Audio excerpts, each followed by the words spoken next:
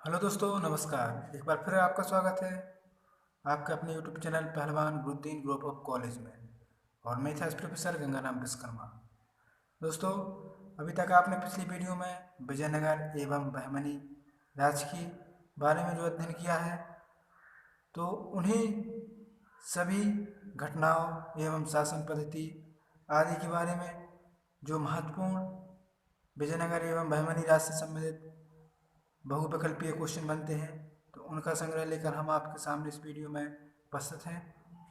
तो टॉपिक पर जाने से पहले अगर आपने अभी तक हमारा चैनल सब्सक्राइब नहीं किया है तो जरूर करें, साथ ही बेल आइकन को भी प्रेस करें, जिससे हमारे चैनल पर अपलोड होने वाले वीडियो आप तक पहुंचते रहें। दोस्तों, वीडियो पसंद आए तो लाइक करें और शेयर करें।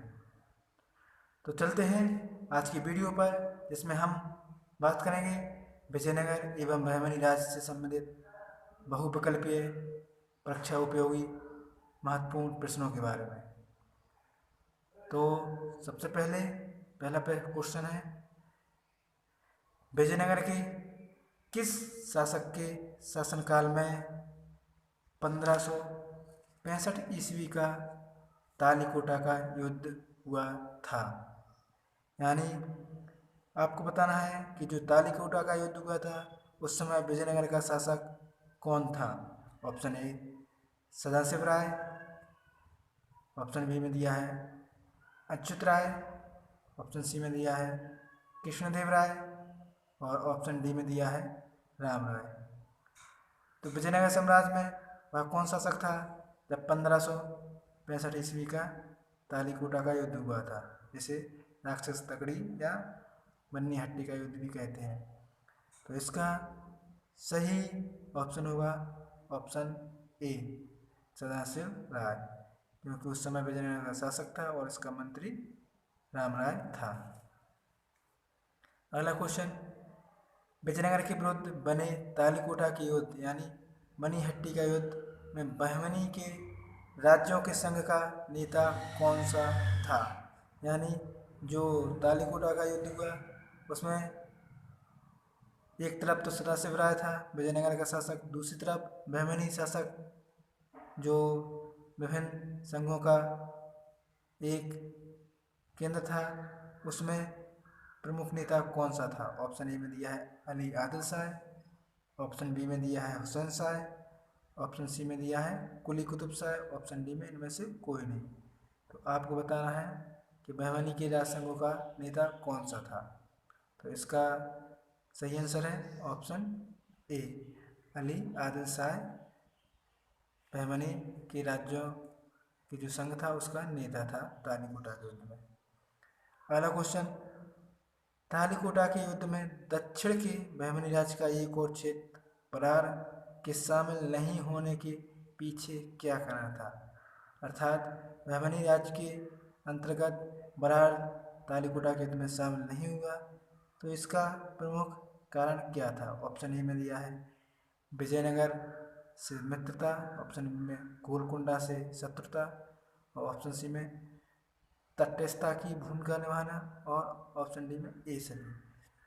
तो तालीकोटा के युद्ध में बरार क्यों शामिल नहीं हुआ? इसका सही आंसर होगा ऑप्शन बी, क्योंकि उसकी गोलकुंडा के राज से शत्रुता थी।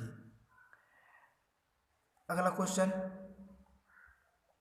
निम्न में से दिल्ली सल्तनत के किस शासक के शासनकाल में दक्षिण भारत में बहमनी साम्राज्य की स्थापना हुई थी? दोस्तों, इसका आंसर आपने लगा लिया होगा। ऑप्शन ए में दिया है फिरोज शाह तुगलक, ऑप्शन बी में दिया है मोहम्मद बिन तुगलक, ऑप्शन सी में मुबारक शाह खिलजी, ऑप्शन डी में अलाउद्दीन खिलजी। तो आपको बताना है बहमनी साम्राज्य की स्थापना दिल्ली सल्तनत के किस शासक के शासनकाल में हुई थी?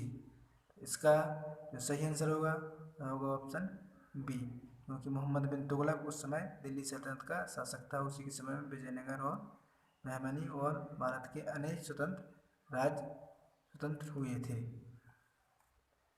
अगला ऑप्शन जो प्रश्न है, निम्न में से किस शासक ने अपने साम्राज्य को 4 प्रांतों में विभक्त किया। आपको बताना है वह कौन सा शासक था जिसने अपने राज्य को 4 भागों में विभक्त किया। ऑप्शन ए में दिया है ताजुद्दीन फिरोज शाह, ऑप्शन बी में अलाउद्दीन हसन मेहमद शाह, ऑप्शन सी में मोहम्मद शाह प्रथम और ऑप्शन डी में शहाबुद्दीन अहमद शाह।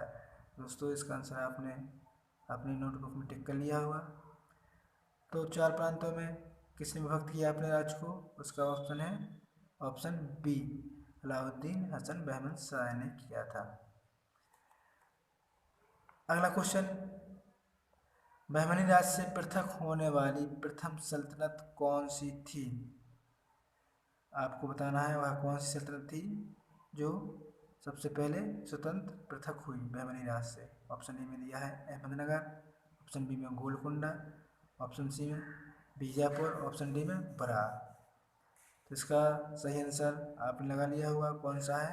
दोस्तों इसका सही आंसर है option D, Brar.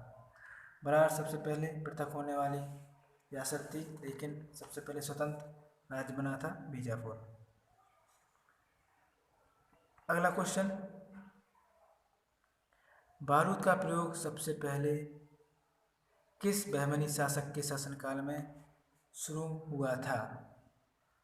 Option A में दिया है मोहम्मद शाह प्रथम, ऑप्शन बी में मोहम्मद शाह द्वितीय, ऑप्शन सी में ताजुद्दीन फिरोज शाह, ऑप्शन डी में अलाउद्दीन मेहमद शाह। तो आपको बताना है कि सबसे पहले किस बहमनी शासक के शासनकाल में शुरू हुआ बारूद का प्रयोग। इसका सही आंसर है ऑप्शन ए, मोहम्मद शाह प्रथम के। अगला क्वेश्चन, महमूद गवाह द्वारा बहमनी राज्य को कितने प्रांतों में विभक्त किया गया था? यानी महमूद गवाह ने अपने बहमनी राज्य को कितने भागों में बांटा था? ऑप्शन ए में दिया है 4, ऑप्शन बी में 8, ऑप्शन सी में 6, ऑप्शन डी में 12। तो आपने इसका सही आंसर लगा लिया होगा कितने राज्यों में विभक्त किया था महमूद गवाह ने। इसका सही आंसर है ऑप्शन बी, 8 में। प्रत्येक राज्य के 2-2 हिस्सों में बांटा था बहमनी राज्य को। पहला क्वेश्चन, महमूद गवाह द्वारा रचित रियाजुल इंसा क्या है? यानी जो उसकी पुस्तक रची थी उसने उसका सार क्या है? चिकित्सा शास्त्र की पुस्तक, बी साहित्य की पुस्तक, सी पत्रों का संग्रह और डी दर्शन शास्त्र की पुस्तक। तो इसका सही आंसर आपको लगाना है। इसका सही आंसर है ऑप्शन सी, पत्रों का संग्रह रियाजुल इंसा में किया गया है। अगला क्वेश्चन, बहमनी साम्राज्य के किस शासक को जालिम की उपाधि दी गई थी? आपको बताना है वह कौन सा शासक था जिससे बहमनी राज्य में जालिम की उपाधि से नवाजा गया था। ऑप्शन ए में दिया है हुमायूं, ऑप्शन बी में दिया है मोहम्मद, ऑप्शन सी में मोहम्मद द्वितीय और ऑप्शन बी में अलाउद्दीन अहमद द्वितीय, ऑप्शन डी में महमूद प्रथम। तो इसका सही आंसर जो होगा हुमायूं। इसे सबसे क्रूर शासक भी कहा जाता है बहमनी राज्य का और जालिम के नाम से जाना जाता है। अगला, किस बहमनी सुल्तान के शासनकाल में महमूद गवाह का उत्थान हुआ था? यानी महमूद गवाह जो व्यापारी था वह किस शासक के शासनकाल में इसका उत्थान हुआ? ऑप्शन ए में दिया है अलाउद्दीन हुमायूं, ऑप्शन बी में निजाम शाह, ऑप्शन सी में सुल्तान शमसुद्दीन और ऑप्शन डी में फिरोज शाह।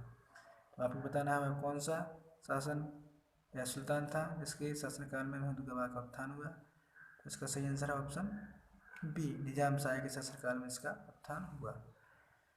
अगला, निम्न में से बहमनी साम्राज्य के किस सुल्तान ने अपने पिता के द्वारा स्थापित प्रशासनिक परिषद की मदद से शासन किया था?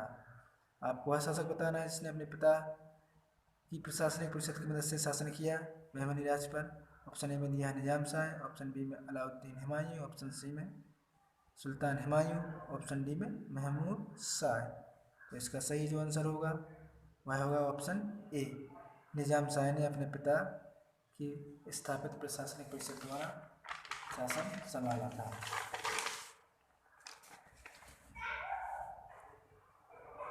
अगला क्वेश्चन, बहमनी सुल्तान मोहम्मद तृतीय के शासनकाल में यात्रा करने के लिए निकेतन किस देश का था? यात्री जो आया था निकेतन किस देश का था? ऑप्शन ए में दिया है मोरक्को, ऑप्शन बी में अरब, ऑप्शन सी में रूस, ऑप्शन डी में ईरान। तो जो यात्री आया था निकितन, वो कहाँ का आता था? तो आया था रूस का। इसका सही आंसर होगा ऑप्शन सी, रूस। अगला क्वेश्चन, बहमनी वंश किस शासक के शासनकाल में स्वतंत्र 5 राज्यों में बट गया था? यानी वह शासक कौन सा था जिसके शासनकाल में बहमनी वंश 5 स्वतंत्र राज्यों में बटा? ऑप्शन ए में दिया है अहमद शाह चतुर्थ, ऑप्शन बी में कलीमुल्लाह, ऑप्शन सी में अलाउद्दीन शाह, ऑप्शन बी में वहीउल्लाह। तो ऑप्शन डी में दिया है वहीउल्लाह। तो आपको बताना है वह कौन शासक था जिसके शासनकाल में बहमनी साम्राज्य 5 भागों में बटा?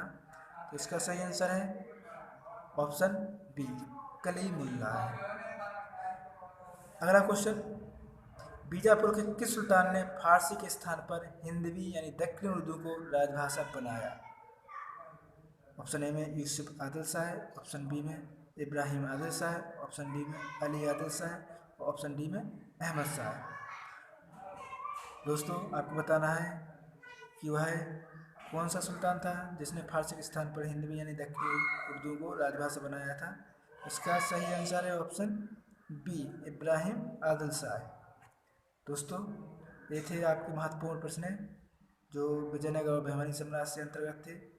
वीडियो को पूरा देखने के लिए धन्यवाद।